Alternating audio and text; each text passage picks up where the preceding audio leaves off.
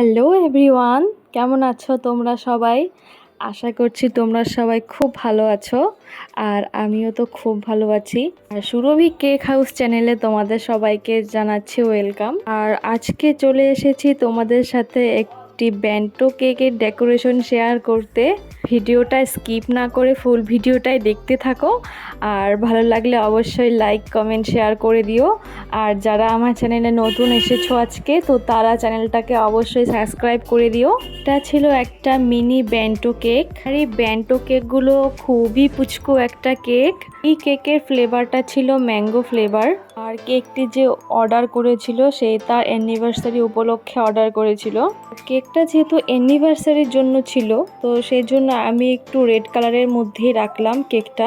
বিয়েই বলো আর অ্যানিভার্সারি বলো, তো এই দুটোতেই কিন্তু লাল কালারটা একটু বেশি ভালো লাগে। তো ওই ভেবে আমি এখানে লাল কালারটাই করলাম। তোমরা হয়তো অনেকেই জানো বা হয়তো অনেকেই জানো না যে এই বড় কেকগুলোর থেকে কিন্তু এই মিনি কেকগুলোর ফিনিশিং আনতে যথেষ্ট প্রবলেম হয়। কারণ এই মিনি কেকগুলোর ফিনিশিং খুব সহজে আসতেই চায় না।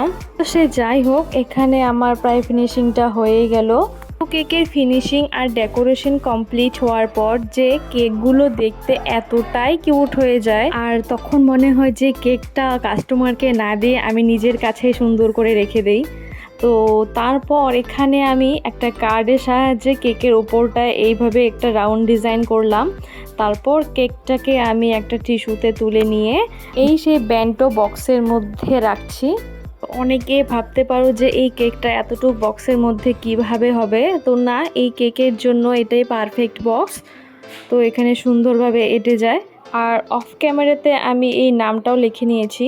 তো তারপর এই সাইডে আমি এই পাইপিং ব্যাগের দ্বারাই এখানে একটা ফ্লাওয়ার বানিয়ে নিচ্ছি সাইডগুলো দিয়ে। আর এটা করলেই আমার কেকের ডেকোরেশনটা ফুল কমপ্লিট হয়ে যাবে। যেহেতু বেন্টো কেক, এখানে তো আর বেশি ডিজাইন করা যায় না। তো আজকে আমার এই কেকের ডেকোরেশনটি কেমন লাগলো? ভালো লাগলে অবশ্যই তোমরা লাইক করে দিও, শেয়ার করে দিও, কমেন্ট করতে ভুলো না। আর চ্যানেলটাকে অবশ্যই সাবস্ক্রাইব করে দিও। আর দেখা হচ্ছে নেক্সট কোনো ভিডিওতে একটা অন্য কেকের ডেকোরেশনের সাথে। ততক্ষণ সবাই সুস্থ থেকো, ভালো থেকো, টাটা।